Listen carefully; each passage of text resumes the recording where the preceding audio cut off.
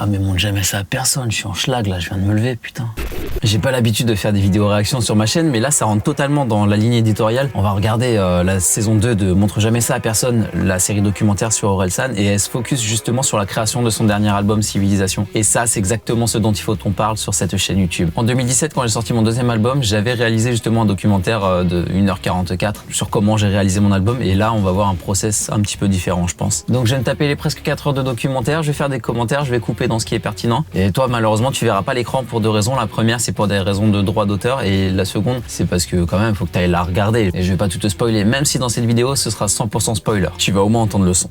Et je dois avouer que pour la première fois, j'ai des doutes. Donc là, en gros, Aurel, il part à la campagne pour se confiner et faire son album. C'est un peu ce que j'ai fait, moi, en 2017. Sauf qu'il n'y avait pas de confinement. Il n'y avait pas de vrai confinement. Franchement, le générique est plutôt stylé. Pas une idée de chanson, là, un thème. On a fait confiance, tu vois. C'est ça, on cherche l'inspiration partout. Genre, tu sais, il demande aux gamins, t'as pas une idée de chanson là, genre un thème. C'est quand tu crées un album, tu sais que tu vas devoir sortir genre entre 10-15 titres. Il faut les trouver déjà les 10-15 titres. Alors tu t'inspires de tout ce que tu peux. Je me suis dit, c'est extraordinaire. J'ai 2 semaines devant moi où j'ai rien et où je vais pouvoir juste faire de la musique. 2 semaines. 2 semaines de confinement. 2 mois et demi, ouais. Chérie, dis-moi ce qu'on est devenu quand on avait quelques années de plus. Nous contre le monde. Mais il sait chanter. Il chante un minimum bien. Pourquoi il chante jamais dans ses morceaux? Pourquoi il chante jamais vraiment dans ses morceaux? Pourquoi il y a de l'autotune à balle? Travaille un peu ta voix. On est bon. Ah merde, on n'a pas fait l'autorisation de sortie. Oh, y a pas de flic. Non mais si, il y en a pas. Ah bon?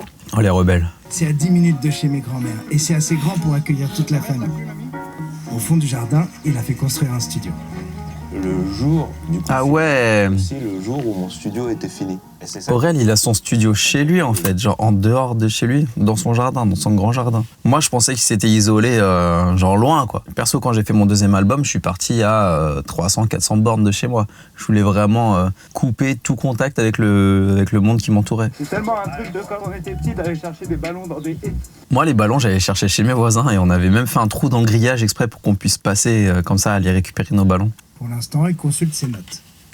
Je les passe tellement en revue que ça m'inspire en fait, je sais pas comment dire. C'est juste, je bosse sur 8000 trucs en même temps du coup. Je fais pareil, je bosse sur 1 milliard de trucs en même temps, j'ai plusieurs projets en cours.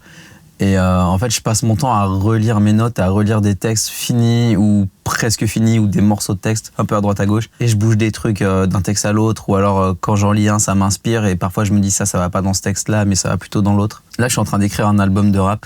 Ça fait des années que j'en parle. Enfin, à l'époque, c'était plutôt au stade de EP. Mais là, ça commence vraiment à prendre la forme d'album. Et c'est quelque chose que je vais pas commencer à enregistrer tout de suite. Mais il y a, je dois avoir peut-être une vingtaine, une trentaine de notes et il va falloir faire le tri dedans. Après, comme tout artiste, on procède tous de cette manière. On prend notre téléphone, on écrit ou on enregistre. Et ça nous fait des mémos et tout, et on retravaille ça plus tard. Moi perso, l'inspiration elle vient surtout quand je suis au volant. Du coup, je sors mon téléphone et j'enregistre soit en dictaphone, soit en vidéo. Et après, je retranscris ça un petit peu plus tard quand j'oublie pas de le faire. Ce qui fait que j'ai perdu beaucoup de textes comme ça juste parce que j'avais oublié de le faire. À côté, tu vas avoir une autre allée thème parce que en fait, je les ai pas rangés dans le même dossier parce qu'il y en a un c'est thème avec un S et l'autre c'est thème sans S. Ah mais moi pareil, ça m'arrive d'avoir des bouts de texte rangés un peu partout. Je crois que j'ai 7 ou 8 disques durs et j'ai des trucs qui sont rangés partout. Genre le jour où je veux chercher un truc précis, je dois explorer tous mes scuds. Il y a une allée, c'est que des refs, tu vas voir ça, il y a ça à voir et en fait, j'y vais jamais. Alors moi, ce que j'ai commencé à faire là depuis peu, j'ai mon dossier texte, j'ai mes textes dedans. Dedans, j'ai un dossier genre idées de beats des instrus, t'emballes pas. Dans mes idées de beats, j'ai aussi des idées de flow. Sauf que là, pour l'instant, je les ai pas classées, genre idées de beats et idées de flow. Genre les deux sont mélangés. Pour l'instant, ça va, il y en a 4-5. Mais quand il y en aura 30, il faudra peut-être penser à faire un dossier idées de flow, histoire de garder les gimmicks et pouvoir les trier et pas avoir à écouter les 30. Par exemple, il va y avoir un dossier rupture et ça va être que des phrases de rupture. Classer par thème, c'est pas con du tout. Ça aide à mieux structurer. Moi, en fait, je les classe par... comment dire ? En fait, quand je crée un fichier texte, c'est pas des notes continues, en fait. C'est un texte par thème, un texte par morceau, et du coup, je dois lui donner un titre. Donc c'est des titres de travail généralement. Et ça m'est déjà arrivé d'avoir 3 fichiers qui avaient à peu près le même titre ou à peu près le même thème. Et après de reconstituer tout ça pour faire un texte. Mais du coup parfois j'ai des fichiers et genre t'as une phrase dedans. Donc ça prend de la place, ça donne l'impression qu'il y a beaucoup de travail, beaucoup d'idées de texte. Mais non, t'as une phrase dedans. Et à l'inverse, j'ai des textes dedans, t'as 200 lignes. C'est parce qu'il lui faut le temps de passer d'une bibliothèque comme ça à une bibliothèque bien rangée. La bibliothèque bien rangée, j'ai fait ça en fait quand j'ai fait mon 2e album. J'avais genre une 40aine d'idées de riffs qui étaient enregistrées. Et je me suis dit, qu'est-ce qui collerait bien pour cet album? Donc j'ai tout écouté. Vraiment, mes 2 premiers jours de studio, ça a été réécouter tous mes riffs et trier. Et je me suis fait un dossier genre riff à garder et j'ai drag and drop dedans toutes les idées de riffs que j'avais qui étaient intéressantes pour cet album. Et après je me suis rendu compte que ça m'inspirait pour faire d'autres riffs, donc la moitié de ce que j'avais mis dans ce dossier je les ai pas utilisés. Ce qui fait que j'ai encore de la matière pour beaucoup d'autres albums dans ce style-là, dans le style rock country. Et encore c'était en 2017 donc j'en ai enregistré d'autres depuis. Mais sur la 40aine de riffs j'ai dû en utiliser peut-être entre 5 et 10. Sachant qu'il y a 15 titres sur l'album et qu'un morceau est constitué de plusieurs riffs. Une fois qu'il a un concept et un thème, il lui manque une instru. Ça, l'instru, moi, c'est vraiment le truc que je travaille habituellement en dernier, c'est-à-dire que d'abord j'écris mon texte. Enfin, il n'y a pas de manière de procéder. Je procède pas tout le temps comme ça non plus, mais la plupart du temps, d'abord j'écris des textes, après je cherche des instrus, et après j'essaye de poser mon texte sur des instrus. Parfois ça m'arrive de composer mon instru en fonction du texte, et parfois je fais un peu des deux. J'ai un morceau d'instru, j'ai un morceau de texte, et je vois comment les développer. Et ça c'est vraiment une question qui revient souvent, soit dans les interviews, ou les potes, ou les petits jeunes qui se mettent à la musique. C'est souvent, la question qui revient souvent, c'est comment est-ce que tu composes? Est-ce que tu fais d'abord ton texte? Est-ce que tu fais d'abord l'instrumental? Et voilà. Mais au cas où, il a toujours un dossier avec de vieilles instrus que ses potes lui ont envoyées. Il y avait des trucs stylés. J'aime bien avoir plein de prods de côté parce que comme ça, si j'ai une idée. Tu peux te moquer ou sortir des dossiers sur le défunt. Ça peut être l'occasion de briller, montrer qui t'aimait bien, ou critiquer ceux qui sont tristes alors qu'ils connaissaient moins. Mais il est méga stylé ce texte, putain, pourquoi il est pas dans l'album? Beaucoup plus ont marqué l'histoire en faisant le mal qu'en faisant le bien. Comment survivre sans être un fils en 2020. Ce morceau-là, sur le fils de pute, ça me fait penser à FDP de Didi. Chaque mesure, t'entends fils de pute. Ou un jeu de mots avec fils de pute, comme un orifice de pute. Après, il n'y a aucun lien entre les deux, parce que le morceau de Didi est sorti bien après. Et ça, je pense pas que ça a été dévoilé avant. Et juste après ça, des fois, t'as le moment où je me dis, en fait, c'est pas une bonne idée. Mais si, c'était une bonne idée. Le morceau, il est méga stylé. Alors, je suis d'accord qu'il aurait peut-être pas collé au concept de civilisation, quoique... Parfois on se demande, mais il était méga stylé le morceau, sors-le. Il y a tout, il y a l'instru qui tabasse, genre t'as envie de hocher la tête. Il y a le texte qui est marrant, faut le prendre au second degré. Ça colle carrément avec les débuts d'Aurel. C'était ça ce qu'on aimait chez Aurel. Ça veut pas dire qu'on aime plus Aurel. Loin de là, on voit son évolution, surtout grâce au documentaire saison 1. Moi je me rappelle que quand cet album est sorti, déjà je l'avais précommandé, j'ai reçu mon CD. Et quand je l'ai écouté, ma première réaction ça a été je vais revendre mon CD, j'en veux pas. J'aimais pas du tout l'album, il y avait 2 morceaux que j'aimais bien. Et en fait je l'avais dans la voiture et j'avais la flemme de changer de disque dans la bagnole. Et à force de l'écouter, j'ai fini par apprécier l'album, j'ai fini par écouter un petit peu toutes les nuances qu'il y avait dans les morceaux. Il y avait des morceaux j'aimais le texte mais pas l'instru, il y en a d'autres c'était l'inverse, j'aimais l'instru mais pas le texte. Au final maintenant l'album ça va, je l'aime bien. C'est pas celui que je préfère mais je l'aime bien. Et je pense que s'il y avait eu ce morceau-là ou plus de morceaux comme ça, mais j'aurais surkiffé l'album, mais de ouf. Selon moi, c'est un très mauvais choix d'avoir exclu ce morceau. Après, c'est mon avis de fanboy, hein. Perso, Aurel, ça a toujours été un de mes artistes préférés. Je l'ai découvert très très tôt, genre 2007 ou 2008, je crois, un truc comme ça. Je suis allé voir en concert en 2009. Genre, j'ai vraiment suivi son évolution. Et s'il y a 2 artistes avec lesquels je rêve de travailler, c'est Aurel et Gringe. Parce que les 2 me parlent. Beaucoup plus Gringe, parce que son vécu, ou du moins ce qu'il laisse transparaître dans ses textes, ça me correspond beaucoup plus. Mais Aurel, c'est ça que je kiffais. C'était le côté rentre dedans, côté humoristique, le côté je me prends pas la tête, on raconte notre vie de branleur. C'est exactement ça. Dans la cave, on tombe sur l'ordi de l'époque MySpace. Dedans, il y a tout un tas d'archives que j'ai oubliées. Oh la trouvaille. Et l'ordi de l'époque sous Windows XP. Il trouve une instru qui va bien avec son thème et il est préenregistré. Ok, super. Tu connais des stars, mais tu connais App. Voiture rapide, tu dois arriver à l'heure. Mais les concepts s'enchaînent et mon frère est jamais satisfait. Ok, super, ça part un peu sur le même concept que mauvaise idée. À chaque fois, il y a une phrase, elle se ponctue par mauvaise idée. Je pense que c'est ça ce qu'il a voulu faire avec ce morceau, c'est il dit quelque chose et il finit par ok, super. Et moi, j'adore ce genre de morceau, j'adore ça. J'adore parce que structurellement parlant, ça te permet d'avoir tes phrases qui font un certain nombre de pieds, qui dépassent pas la mesure, et ta mesure elle se ponctue ou elle commence par un certain mot, et ce mot est utilisé un petit peu comme un instrument de musique, un instrument qui reviendrait à chaque mesure. 80% est pas bien en fait. Mais ça c'est normal. T'écris des trucs 80% est pas bien, c'est normal. Quand tu fais un album, tu récupères que le meilleur de ce que tu peux produire, donc tu vas écrire, produire, enregistrer plein de trucs, plein de trucs, et après tu vas faire le tri dedans. Là, c'est mis en avant dans ce documentaire et c'est très bien que ce soit mis en avant, mais il y a beaucoup de gens qui le savent pas. C'est très bien que ce soit mis en avant là parce que c'est vraiment comme ça que ça se passe quand t'écris un album. Genre si toi t'es en train de produire un EP ou un album ou n'importe quoi, te tracasse pas s'il y a des morceaux qui sont pas bien. C'est juste normal. Moi, il y a un truc que je fais, je sais pas si Aurel procède comme ça ou pas. J'ai pas encore vu la suite du documentaire, mais j'envoie mes morceaux à des potes de confiance. J'envoie tout ça un petit peu en avant-première et je regarde un petit peu leur réaction. Je regarde quel passage ils aiment bien, quel passage ils aiment moins. Je regarde si le morceau entier leur plaît ou pas. Et je fais mon tri comme ça.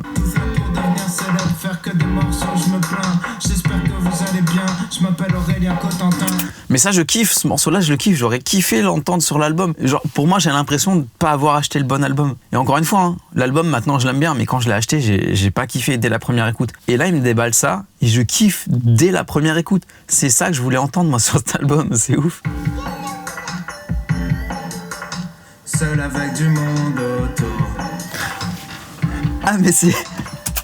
Mais d'accord, ok, c'est la démo de Seul avec du monde autour, ok. Alors à la base, Seul avec du monde autour, c'était un morceau que j'avais pas spécialement apprécié, du moins pas plus que ça. Mais là, putain mon gars, si tu l'avais sorti comme ça, fais ce que t'as fait avec Epilogue à l'époque de La Fête est finie, genre sors un deuxième album avec ces putains de compos là que t'as pas mis dans l'album. Pour moi, ça marcherait 1000 fois mieux. Et je suis sûr et certain que les gens qui vont regarder ce documentaire, ils vont avoir la même réaction. L'instru est tabasse, le texte il tabasse, le refrain Seul avec du monde autour.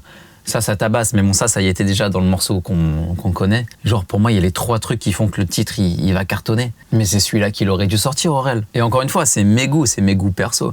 Mais laisse un commentaire, je suis curieux de savoir si tu préfères cette version ou la version qu'on connaît. Parce que je veux voir combien de personnes ont accroché à ce morceau-là dès la première écoute. Ouais, c'est le confinement, c'est cool et tout. En fait, c'est pas cool du tout, quoi.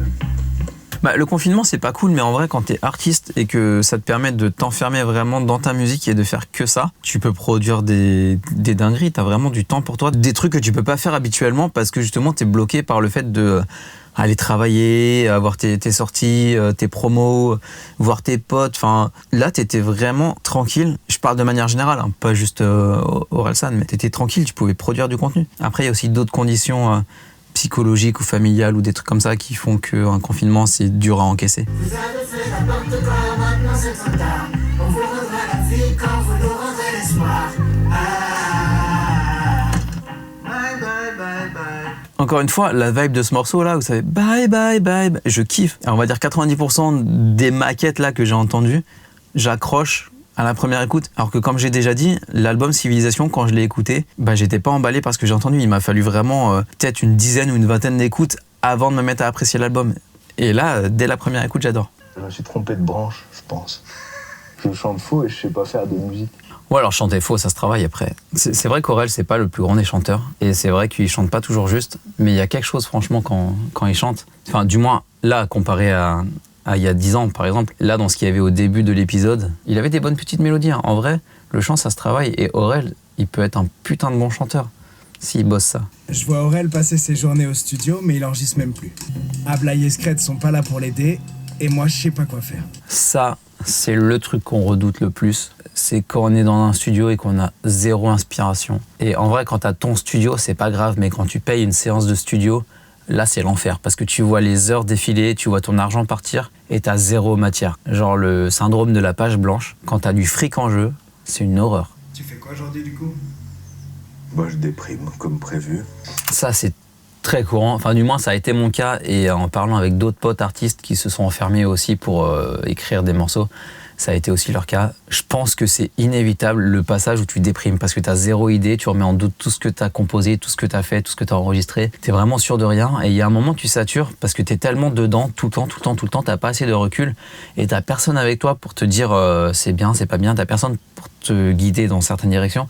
Et là tu te dis, en fait ce que je fais c'est de la merde, pourquoi je fais ça ?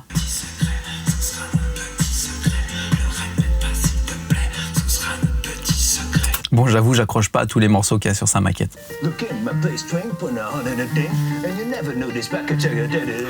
Mais c'est ce flow-là qu'il aurait fallu sur ce titre, sur cet instru-là. C'est exactement ce flow. Et tu sais que j'arrête pas de repenser au feat Céline Dion, et c'est pas une mauvaise idée. Là. Moi, je voulais faire ça avec Katy Perry. Mon problème, c'est quand j'ai commencé la musique en solo, j'avais genre zéro contact, zéro influence, zéro notoriété, zéro communauté, rien. Aujourd'hui, c'est pareil, hein, je peux pas me permettre de la contacter, je suis personne. Mais je me rappelle qu'à l'époque, sur MySpace, Je lui avais envoyé un message, j'ai jamais eu de réponse et je suis deg. Et c'est quand j'ai fait mon premier album. L'album, je l'ai fait entre 2011 et 2013. Il est sorti en octobre 2013, le 12 octobre 2013. Aujourd'hui, on est le 13 octobre 2022. Donc l'album a 9 ans et 1 jour. Sur cet album, je voulais un feat avec Katy Perry. Mais j'ai jamais eu de réponse, je suis deg. Qu'est-ce qu'il y a dans mes documents? C'est parti. Bluff, je m'en bats les couilles. Il y a le texte de La peur de l'échec. LimeWire San. Pour ceux qui n'ont pas connu LimeWire, c'était un logiciel de peer-to-peer, téléchargement illégal. À l'époque de Emule, Casa, eDonkey, tous ces trucs-là, il y avait LimeWire et c'était le truc le plus fiable et le plus rapide qui existait à l'époque. Poupée, je t'aime et jamais je te tromperai. T'es la seule que j'aime, jamais je te laisserai tomber. Putain, la version censurée ou réécrite de Sale Pute, c'est... En vrai, quand tu connais son histoire et quand tu sais ce que ce morceau a représenté dans sa carrière, je pense que juste pour faire un pied de nez à tous ses détracteurs, il aurait dû sortir la version rééditée et la version censurée.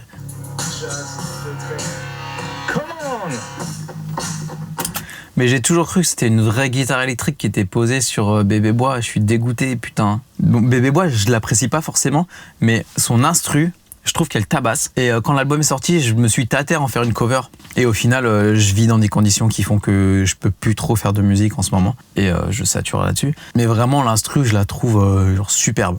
Elle est pas parfaite, mais elle est superbe. C'est juste, j'ai pas vraiment de vrai siège bien, quoi. Scratch y arrive, il fait mais pourquoi mais... Il y a un pied d'enceinte qui est marron, un pied d'enceinte qui est noir. Bon, ça, je pense que t'as le fou en l'air. Non mais c'est en mode mec, y a rien, c'est pas un studio, c'est une pièce où dedans t'as mis 2 enceintes, un ordi et un micro quoi, c'est tout. C'est un home studio, tu vois, c'est pas, y a pas pour vocation de venir enregistrer plein d'artistes dans ce studio et tout. Et puis c'était un truc comme ça, enfin du moins à cette époque-là, il était disposé comme ça et c'était pour pouvoir taffer ses maquettes pendant le confinement. Après ça a été réenregistré dans des vrais studios et tout. Mais je me mets à la place de Scred quand il rentre pour la première fois là-dedans, qu'il découvre le studio pour la première fois, bah ça doit faire tout drôle, tu vois. Enfin, je sais pas, t'as un studio, tu t'installes quoi, tu vois. Exactement, t'as un studio, tu t'installes. L'épisode 1 est terminé, on va passer à l'épisode 2. Bah ça s'enchaîne, très bien. Nickel, Amazon Prime, très bien. Je te mets un lien dans la description pour regarder le documentaire, c'est vraiment très intéressant. Si tu veux savoir comment on fait un album, c'est hyper intéressant.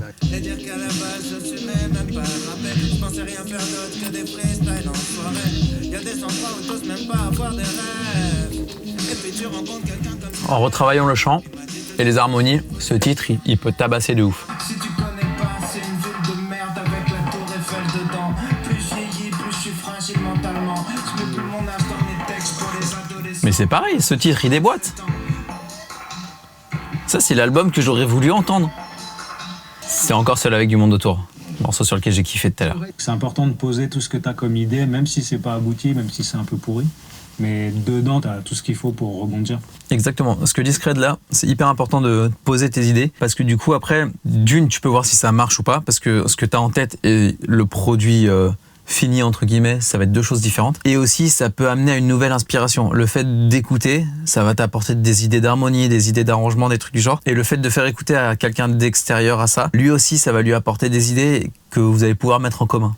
Je trouve un documentaire sur des usines au Bangladesh. Il y a des employés prisonniers, des enfants qui dorment par terre. Je me suis dit, c'est vrai que ces casquettes étaient pas... Ça, j'adore l'instru. Ça fait très un mélange entre du breakbeat et les jeux vidéo de l'époque. On va le tweeter ça. Tu savais pas, t'avais qu'à mieux savoir. C'est qu'il y en a qu'une. Comme on soigne un rhume. Mais dis-toi que tu pourras compter sur moi le Tant que ça dure.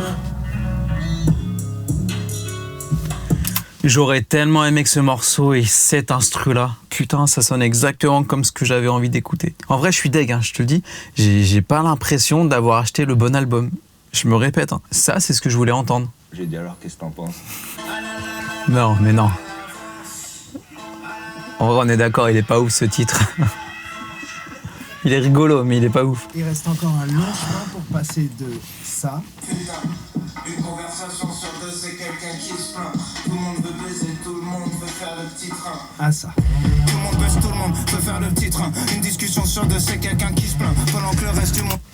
Là, franchement, le travail était remarquable. genre de la maquette à l'odeur de l'essence, juste le petit bout d'inspiration qui a amené à ce morceau-là. Le morceau, il tabasse, la prod tabasse, le mix tabasse, le flow tabasse, le texte tabasse. Genre, il y a tout dans ce morceau. Et franchement, je suis hyper admiratif de ce qu'ils en ont fait. Quand tu écoutes la maquette, voir comment ils sont passés de l'un à l'autre, ça n'a rien à voir. Quand tu manges, t'as de l'inspiration, forcément. Ah, Bla, il est là, j'aime bien quand il est là quand je fais du son, parce que si je sens qu'il s'ambiance sur un truc, c'est que je sens que c'est cool. T'aimes bien quand il est là parce qu'il fait la cuisine surtout. On est rentré avec rien. C'est un échec total, Mais vraiment rien du tout, quoi. tu vois. Tu sors de là, t'es un peu dégoûté, quoi. C'est là où tu te dis, après tout ça, genre après tes 2-3 mois de confinement à écrire, composer, enregistrer, et ton petit séjour à la mer comme ça pour te ressourcer, à réécrire, recomposer, réenregistrer et tout ça. Tu repars avec rien, tu te dis ça fait quoi? Ça fait 4, 5, 6 mois que je tape sur mon album, j'ai rien. Bah là, quand tu es dans un cas comme ça, je peux te dire que tu bades. Dans ta tête, tu bades. Tu bades surtout si tu te mets une deadline et que tu dois respecter cette deadline. Et si tu as annoncé quelque chose à ton public, si tu leur dis ouais, il va y avoir un nouvel album et que ton album ça traîne. Si les gens s'attendent à avoir quelque chose, tu te mets la pression et t'as zéro idée, tu battes de ouf. Si tu veux un bon conseil, si t'es en train d'écrire un titre, un EP, un album ou n'importe quoi, annonce rien à ton public. Parce que si t'as personne qui t'attend et que t'annonces quelque chose, ça sert à rien de te mettre la pression. Vraiment, prends ton temps de faire ton projet et une fois qu'il est prêt, là, tu peux commencer à annoncer, à teaser, tout ça. Moi, c'est une des erreurs que j'ai faites au tout début. Et pareil, j'ai plein de potes musiciens qui ont fait cette erreur. C'est vraiment, on était tellement fiers d'avoir commencé un projet qu'avant même que le projet soit prêt, on teasait à mort. Et au final, vu que le projet, il prenait v'là le temps, bah, on s'est retrouvé à faire attendre les gens et t'as des gens qui se sont lassés. Et après, t'as la réaction aussi où quand ça sort, toi, t'es trop fier de ton projet, mais les gens, bah, ils apprécient pas plus que ça, tu vois. Et du coup, les retours qu'il y a, c'est genre, ah ouais, on a attendu tout ce temps pour ça, ou ah ouais, t'as autant teasé pour ça. Et ça fait mal. Mais je me suis dit, ça va le motif, tu vois. Mais nous, avec Ablaï, on se disait quand même, ça fait longtemps, et puis on sait que... Mais moi, j'ai trop envie de l'écouter, l'album de Scred, là. Je sais pas où ça en est, son projet, mais j'ai trop envie de l'écouter. Comme l'album de Pone. D'ailleurs, Pone a sorti un single il y a pas longtemps avec Gringe dessus, justement. Et l'album de DJ Pone, ouais, j'ai trop envie de l'écouter. Et en fait, c'est le même principe que Scred. C'est genre deux, on va dire, DJ, beatmaker, enfin 2 hommes de l'ombre qui commencent à être bien connus et qui vont sortir un album solo. Et ça, j'ai trop envie d'écouter ce que ça donne. Je me plante d'émotions tout le temps. T'écoutes mes maquettes, ça va pas ensemble. Je l'ai joué sur d'autres accords. On m'a vendu l'amour parfait, donc quand ça l'est, moi je crois que c'est pas de l'amour. Ça, c'est méga chiant quand tu dois changer du tout au tout ta musique. Moi, ça m'est déjà arrivé plus d'une fois d'enregistrer des morceaux et me dire putain, mais ça colle pas. Et après, juste tu changes l'instru et là, ça colle. Parfois, t'as des idées de texte, d'émotion et ou de flow qui collent pas à l'instru à laquelle t'aimerais que ça colle. Et donc, dans ces cas-là, faut juste pas t'entêter. Change d'instru. Change de flow, change ce que tu peux changer.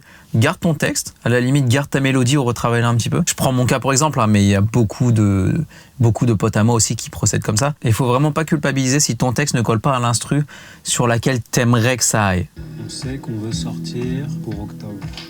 Et on est en février, on n'a pas de morceaux. Là, on voit que le studio, il a quand même été bien aménagé comparé au tout début quand Aurel s'y est installé pendant le confinement. En même temps, il venait juste de l'avoir son studio. On voit qu'il commence à être à l'aise à l'intérieur, tu vois. Genre, t'as Scred qui est arrivé, il s'est installé, il y a des fauteuils et tout. Hein. Et quand tu fais un album, c'est hyper important que ton environnement de travail, il te corresponde. C'est hyper important d'être à l'aise dedans. Parce que tu sais que tu vas être là, pas seulement pour un jour, tu vas être là sur le long terme.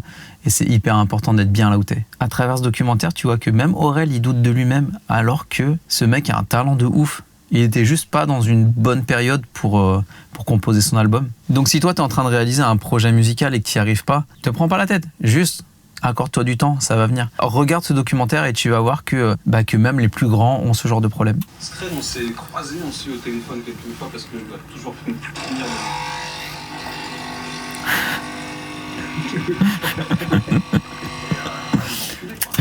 Ok, ça c'est la scène la plus marrante du documentaire. Quand Gringe, il commence à parler, il se fait un café. Avec le bruit de la machine à café, il se met à faire semblant de parler parce que le son couvre. Il termine par une insulte. En mode, tu vois, il parlait d'Aurel et tout. Il explique on sait pas quoi en vrai, parce qu'en vrai, il explique rien du tout, puisqu'il fait semblant de parler pour faire croire que le son de sa voix est masqué par la cafetière. Il termine par l'insulte, mais c'est... J'adore, je suis très fan de cet humour. Bon, on le faisait souvent avec certains potes à moi, on adore faire ce genre de blagues. Je t'ai dit, j'ai l'impression de me voir à travers Gringe à chaque fois. C'est ça qui est bien avec Scred, c'est qu'il prend pas de pincettes non plus. Il est pas du genre à tout ce que je dis, dire « Mais c'est génial ça !» Mais attendez, appelez toute l'industrie musicale, Aurel a une idée. Avoir un scred, c'est hyper important. Moi, j'ai un pote comme ça, c'est un petit peu mon scred personnel. Je lui envoie des trucs, si c'est naze, il me le dit direct. Quand t'es borné, quand t'es têtu, quand t'as ta personnalité, c'est vraiment hyper compliqué d'écouter les autres. Et ça, si tu fais un album, ça va être vraiment... La chose qu'il va falloir prendre en compte, c'est que les gens vont forcément te donner leur avis, vont forcément te donner des conseils.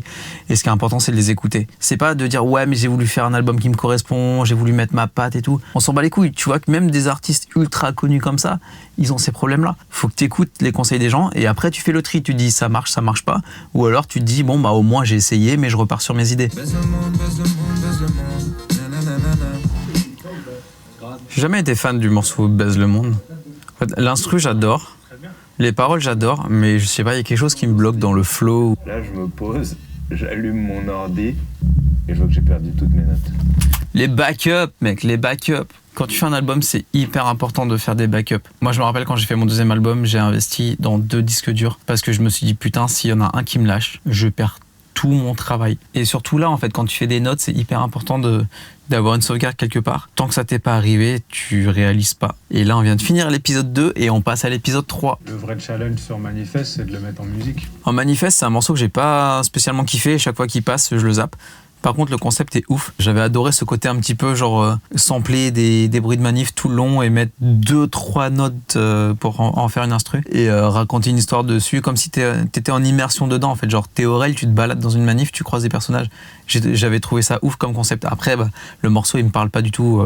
Je déteste les manifs. Je suis jamais allé à une manif de ma vie. Et j'aime pas du tout tout ce qui est militantisme et tout. Chacun a sa vision des choses, hein, bien évidemment. Je respecte. Je suis pas là à cracher sur les manifestants ou quoi que ce soit. Mais juste, c'est pas mon univers, c'est pas mon domaine. Et c'est ce qui fait que le morceau me parle pas et que je le zappe chaque fois que je l'écoute. Mais par contre, le côté être en immersion dans la manif, comme si t'étais Aurel, j'ai trouvé ça ouf. Ouais, c'est vrai qu'on est là pour boire un verre. Sinon, qu'est-ce que je pourrais faire à 1h du mat' chez une bonne meuf?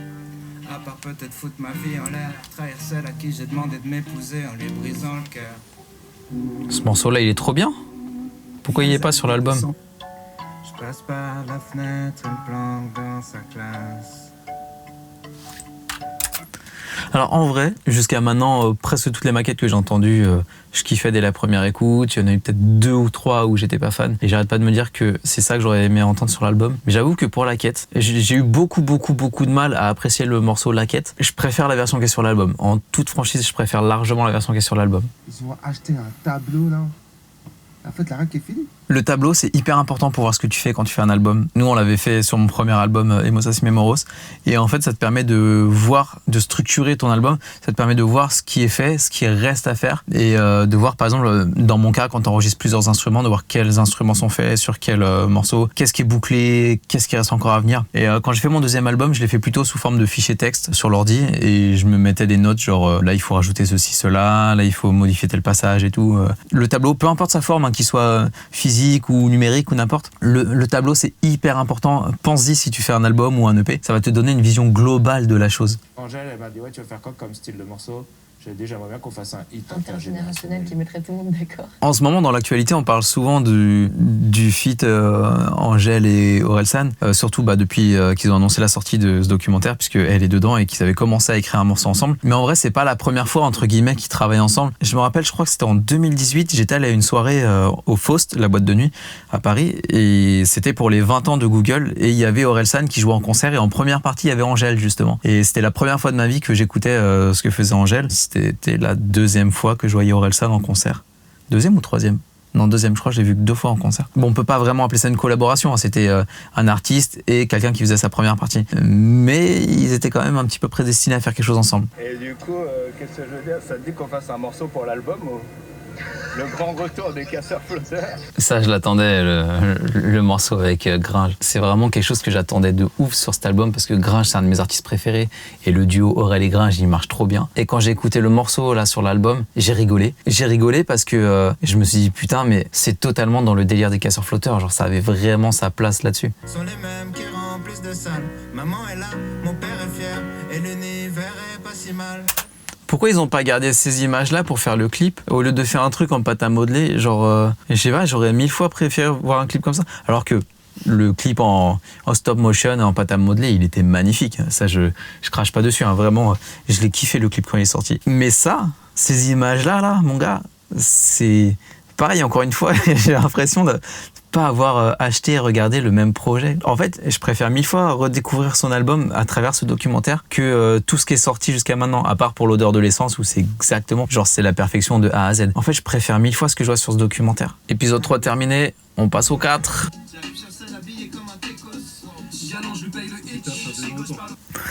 À chaque fois, elle me fait tiquer cette phrase-là sur le Hitch parce qu'en fait, j'ai été chauffeur chez Hitch pendant 3 ans et à l'époque, c'était pas connu du tout. Et du coup, chaque fois que maintenant j'entends parler de Hitch dans des trucs connus, bah ça me fait rire en fait. Ça me fait rire, mais pas d'un point de vue négatif. Genre, ça me fait sourire. Pendant ce temps-là, Scred et Phase ont une mission. S'occuper du mix de tous les morceaux. Ça va être cool. C'est une étape hyper importante, même si j'ai aucune idée de ce qu'ils font. Je disais qu'il y avait peut-être un tail de reverb qui est peut-être à l'origine dans le sample de la snare. Tu surveilles le mix ? Je n'ai rien à foutre là pour le coup. Le mixage, c'est tellement le truc le plus important de ton morceau. Que tu sois un ingé son ou que tu sois musicien, franchement, c'est l'étape à pas négliger. Passe le plus de temps possible sur ton mix. Fais un mix le plus propre possible. Moi, à l'époque, justement, à cause des deadlines ou quoi... Et je me bridais, ou même à cause du matériel, parce que j'avais des ordis qui étaient pas très très puissants. Et je me bridais énormément sur les mix et j'en faisais le moins possible parce que, par exemple, mon CPU était surchargé ou alors j'avais pas le temps de mixer puisque je devais rendre tous les morceaux tel jour et tout. Et je regrette maintenant, quand je réécoute les morceaux d'avant, je regrette. Il y a plein de choses que je me dis, putain, mais juste, j'aime pas le mix que j'ai fait, je peux pas les écouter, ça sonne pas ou quoi. Et quand j'ai fait mon deuxième album, j'étais surpris parce que j'ai un collègue ingé son qui a tweeté qu'il était étonné par la qualité du mix, connaissant les conditions dans lesquelles ça a été enregistré et tout. Et franchement, ça m'a tellement fait plaisir. Alors, je suis loin d'être le meilleur ingé son du monde et on prend du skill à chaque fois à force de mixer et avec le temps et tout. Et ce que je fais maintenant, ça a rien à voir en termes de qualité sonore, ça a rien à voir avec ce que je faisais avant. Et pareil, dans 5 ans, ça aura encore pris un niveau au-dessus. Mais c'est juste que c'est vraiment l'étape à ne pas négliger quand tu fais un album. C'est comme une vidéo avec une très très bonne image en 4K, ultra lisse et tout, bien étalonné, et un son pourri. Bah les gens ils s'en battent les couilles de l'image. Mais quand t'écoutes un album, on va dire à 87%, les gens ils se focus sur le son, sur la qualité du son. Parce qu'ils aiment bien, que ce soit sur une bonne sono avec des bonnes basses ou dans leurs écouteurs, ils aiment bien ressentir des choses quand ils écoutent de la musique. Et par contre, quand t'écoutes avec ton téléphone, sur les enceintes de merde du téléphone, bah le morceau il change complètement et t'as une autre dimension quand tu l'écoutes. Ça procure pas le même effet. Enfin, c'est mon ressenti perso, hein. Peut-être je chipote parce que je suis ingé son et musicien et peut-être qu'il y a des gens qui pensent pas comme moi. D'ailleurs, laisse un commentaire si toi tu as un avis différent. Je serais curieux de savoir un petit peu ce que les autres gens en disent. Mais moi, je sais que je déteste écouter quelque chose sur mon téléphone parce que ça a une qualité qui est pas ouf. Il y a pas de basse fréquence, les aigus sont trop agressifs. En fait, c'est pas si compliqué.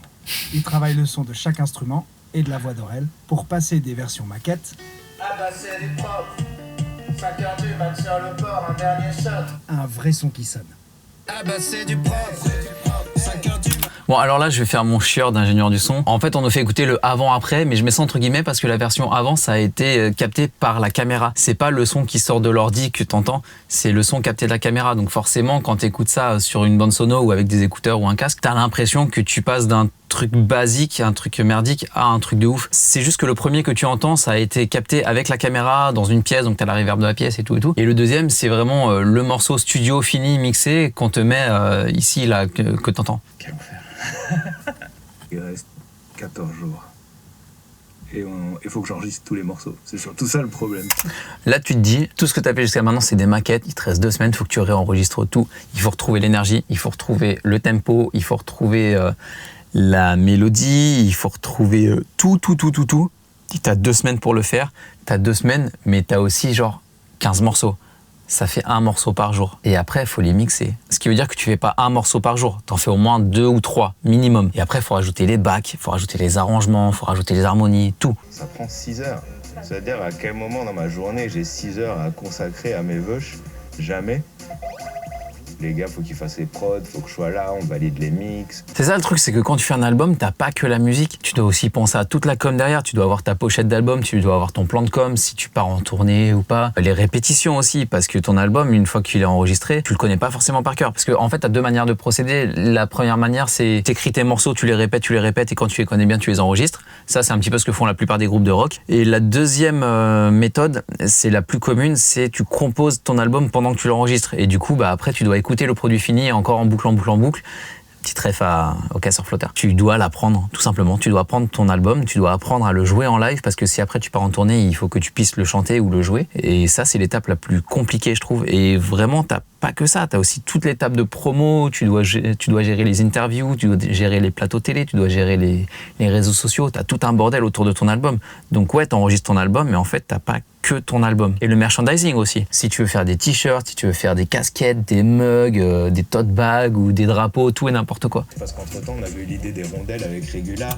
Alors ça, l'idée de l'album, là, de le décliner en 15, parce qu'il y a 15 titres, et du coup le décliner en 15 CD avec un visuel différent. Quand il a annoncé ça, moi j'ai pensé à une idée de génie, je pensais qu'il allait faire ça, et en fait j'ai été très déçu que ce soit pas le cas. Mais ça aurait demandé encore plus de taf, et quand je vois déjà le travail monstrueux et la pression de ouf qui s'est mis pour cet album, je comprends que ça n'a pas été fait. Mais je pense que si j'étais à sa place, peut-être je le ferai un jour ou peut-être pas, ou si quelqu'un me vole l'idée, tant pis, au moins tu l'auras vu dans cette vidéo que c'était vraiment un projet que j'avais. C'est de mettre un morceau bonus différent par catégorie de CD, par visuel de CD. Et suis bien mon raisonnement, t'as un morceau bonus par CD et t'as 15 visuels de CD différents. Ce qui veut dire que t'as plus de batterie. Ce qui veut dire qu'au final, tu te retrouves avec 15 morceaux en plus. T'as un album en plus. En fait, tu peux faire un double album avec chaque personne a un morceau différent. C'est-à-dire qu'en gros, si t'es un fan hardcore, t'achètes les 15 CD différents et ça te fait un double album.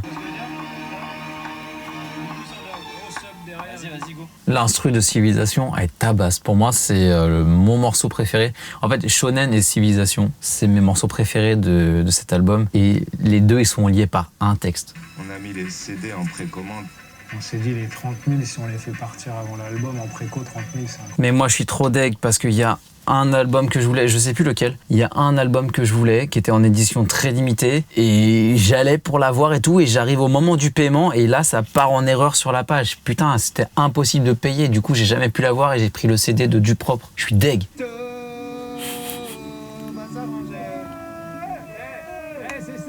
Franchement, le Aurel comme ça va devenir un mème, c'est obligé.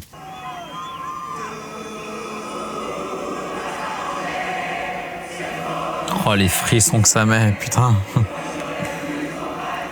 C'est mon rêve, ça, c'est mon rêve de faire ça. Arriver sur scène, le public connaît déjà tes morceaux, t'as même pas besoin de les chanter toi, tout le monde les chante à ta place. C'est mon rêve de gosse. Ça me fait phase et réalise mon rêve en fait. C'est badant de ouf ce documentaire.